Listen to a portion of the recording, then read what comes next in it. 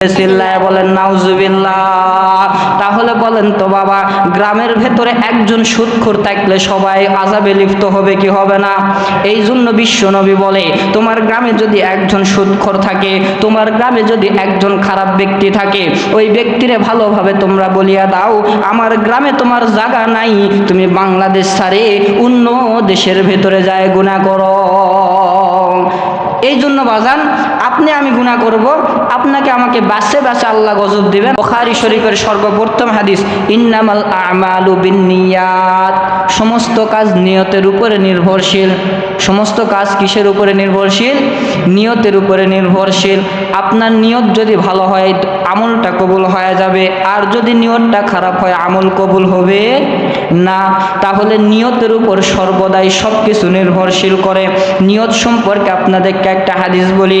বিশ্ব নবী মুহাম্মদুর রাসূলুল্লাহ সাল্লাল্লাহু আলাইহি ওয়াসাল্লাম এইরকম নামাজ আদায় করিয়া মসজিদে নববীর ভিতরে বসে আছেন। সাহাবাই কেরামদেরকে ডাক দিয়ে বলে, সাহাবাই কেরাম, তোমাদেরকে আমি একটা কাহিনী শোনাই। আমি আসার পরে বনি আদমের যুগে একজন ব্যক্তি ছিল। এই ব্যক্তিটা প্রত্যেক দিন অন্তরের ভেতরে নিয়ত করত যে আমি আল্লাহর রাস্তায় দান করব। আল্লাহ তাআলা বলেছেন, আল্লাযীনা ইনফিকুনা ফিস সাররাই ওয়াদ দাররা, সুখে দুঃখে হাসি ঠাট্টা সর্বদাই আল্লাহর রাস্তায় দান করতে হবে। কার রাস্তায় দান করতে হবে? আল্লাহর রাস্তায় দান করতে হবে। বিশ্ব নবী মুহাম্মদুর রাসূলুল্লাহ সাল্লাল্লাহু আলাইহি ওয়াসাল্লাম এই সাহাবাই কেরামদেরকে ডাক দিয়ে বলে, সাহাবীরা রে, ভালোভাবে তোমরা শুনে রাখো, বনি ইসরাইলের যুগে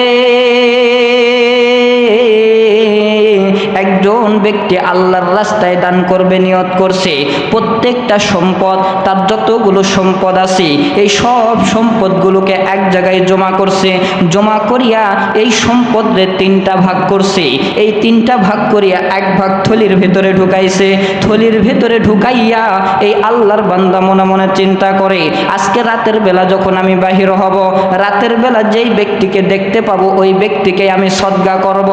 আমার মুসলমান ভাই, আমার বন্ধুগণ, এই আল্লাহর বান্দা কি করলেন? এই এক থলি স্বর্ণ মুদ্রা একজন ব্যক্তিকে দান করে বাড়িতে ফিরে আসলেন। বাড়িতে ঘুমানোর পর সকালবেলা যখন জাগ্রত হলেন, আমার বাপ ভাই, আমার বন্ধুগণ, সকালবেলা জাগ্রত হওয়ার পরে মানুষেরা বলা বলি করতেছে, আজকে রাতে যেই ব্যক্তি সদকা করেছে এই ব্যক্তি ভালো মানুষকে সদকা করে নাই, একজন চোরকে সদকা করেছে। চিল্লায় বলেন, কাকে সদকা করেছে? একটা চোরকে সদকা করেছে। আপনারা ফতোয়া দেন তো দেখি, চোরকে সদকা করলে সদকা কবুল হবে? আরো জোরে বলেন, সদকা কবুল হবে? জোরে বলেন না, সদকা কবুল হবে? সদকা কবুল হবে না। এইবার আল্লাহর বান্দা চিন্তা করে, মাবুদ গো, কি করলাম আমি, কি করলাম আমি? আল্লাহর রাস্তায় সদকা করলাম একজন চোরকে। চোরকে সদকা করলে তো সদকা কবুল হয় না। এইবার দ্বিতীয় দিন আবার সম্পদগুলোকে লইয়া আবার মনে মনে চিন্তা করে, আজকে রাতে আমি আবার আল্লাহর রাস্তায় সদকা করব। এইবার বন্ধুগণ, রাতের বেলা যখন সদকা নিয়ে বাহির হয়েছে, একজন মহিলা রাস্তা দিয়ে ঘোরাফেরা করতেছে। এই মহিলাকে সদকা করিয়া আল্লাহর বান্দা বাড়িতে ফিরে আসছে। আসার পরে যখন রাতের বেলা ঘুমে গেছে, সকালবেলা ঘুম থেকে জাগ্রত হইয়া মানুষেরা মনে মনে বলা বলি করতেছে, জোরে জোরে বলা বলি করতেছে, আজকে রাতে যেই ব্যক্তি সদকা করেছে এই ব্যক্তি একজন জিনাকারিনী মহিলাকে সদকা করেছে। চিল্লায় বলেন, কাকে? একজন জিনাকারিনী মহিলাকে। আপনারা বলেন তো, জিনাকারিনী মহিলাকে সদকা করলে সদকা কবুল হবে? সদকা কার জন্য ফরজ বাবা? গরিব এতিম মিসকিন অসহায় যে খাইতে পারে না তার উপরে সদকা ফরজ, তাকে সদকা দিতে হবে। এখন এই ব্যক্তি মনে মনে চিন্তা করে, মাবুদ,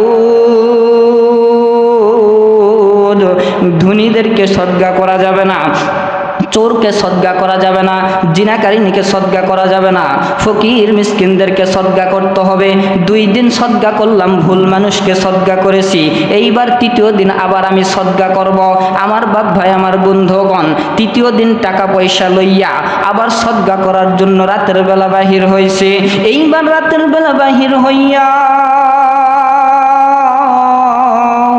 দেখতেছে একজন ব্যক্তি রাতের বেলা ঘোরাফেরা করতেছে, ওই ব্যক্তিকে এক থলি স্বর্ণ মুদ্রা সদকা করিয়া আল্লাহর বান্দা বাড়িতে ফিরে আসছে। আমার বাপ ভাই, আমার বন্ধুগণ, সকালবেলা ঘুম থেকে জাগ্রত হইয়া ভালোভাবে শুনতেছে গ্রামের মানুষেরা একজন অপরজনকে বলাবলি করতেছে, আজকে যেই ব্যক্তি সদকা করেছে এই ব্যক্তি আমাদের গ্রামের মধ্যে যে সবচাইতে কোটিপতি, এই কোটিপতিকে সদকা করেছে। আচ্ছা বলেন তো, 3 দিন সদকা করেছে, 3টাই ভুল না সঠিক? 3টাই কিন্তু ভুল, তাহলে সদকা কবুল হবে না। এইবার আল্লাহর বান্দা চতুর্দিন কান্না করতেছে আর আল্লাহর ডাক দিয়ে বলতেছে, মাবুদ গো, 3 দিন আপনার রাস্তায় সদকা করলাম, 3 দিন তো ভুল মানুষদেরকে সদকা করেছি, মনে হয় আমার সদকাটা কবুল হয় না, মনে হয় আপনি আমার সদকা কবুল করেন নাই। এই কথা বলতে বলতে কান্না করতে করতে আল্লাহর বান্দা ঘুমে গিয়েছে। স্বপ্নের মধ্যে দেখতেছেন একজন বিশাল দাড়ি টুপি পরনেওয়ালা একজন বিশাল যুবক আসছে। স্বপ্নের মাধ্যমে তার সামনে আসিয়া ডাক দিয়ে বলে, ভাইজান, তুমি যে 3 দিন আল্লাহর রাস্তায় সদকা করেছ, এটা মানুষকে দেখানোর উদ্দেশ্যে করো নাই, এটা একমাত্র আল্লাহকে রাজি খুশি করার উদ্দেশ্যে করেছ। আমার আল্লাহ তাআলা জানায়া দিছে, এই সদকা সম্পর্কে তুমি টেনশন করবা না, এই সদকা আমার আল্লাহর আরশ পর্যন্ত পৌঁছে গেছে। চিল্লায় বলেন না সুবহানাল্লাহ। আমার মুসলমান বাবাজি, আমার বন্ধুগণ, বিশ্ব নবী মুহাম্মদুর রাসূলুল্লাহ এই হাদিস শরীফের ভেতরে জানায় দেয়, ও আমার সাহাবায়ে কেরাম, তোমরা শোনো, সদকা করবা একমাত্র আল্লাহর উদ্দেশ্যে। মসজিদে 10 টাকা দিবা আল্লাহর উদ্দেশ্যে, মাদ্রাসায় 20 টাকা দিবা আল্লাহর উদ্দেশ্যে, এতিম মিসকিনদেরকে টাকা পয়সা দিবা আল্লাহর উদ্দেশ্যে।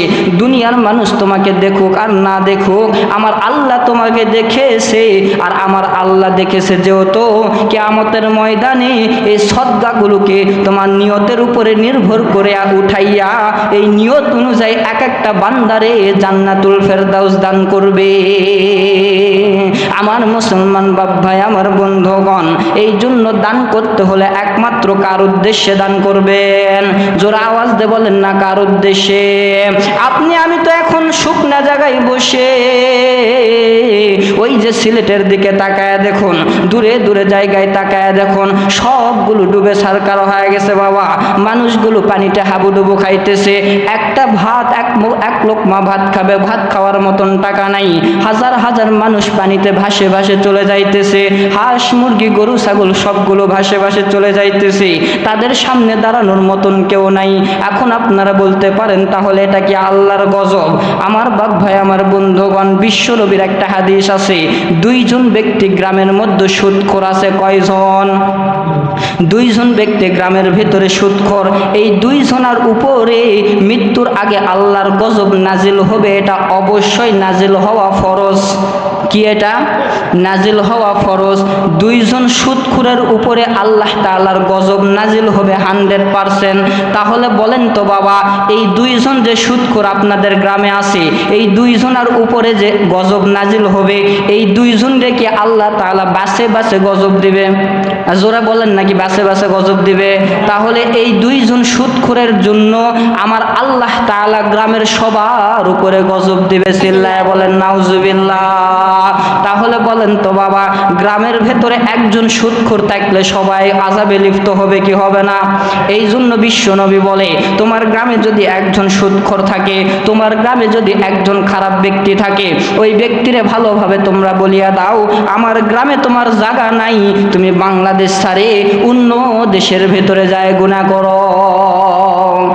এই জন্য বাজান, আপনি আমি গুনাহ করব, আপনাকে আমাকে বাসে বাসে আল্লাহ গজব দিবে না, আপনার আমার বিনিময়ে পুরা গ্রামবাসী গজবে লিপ্ত হবে। এই যে দেখেন, 2-1 গুনাহ করুক বা 1 করুক বা 10 করুক, পুরা বাংলাদেশ শাস্তি খাটতেছে কিনা? খাটতেছে না? সবাই শাস্তি খাটতেছে।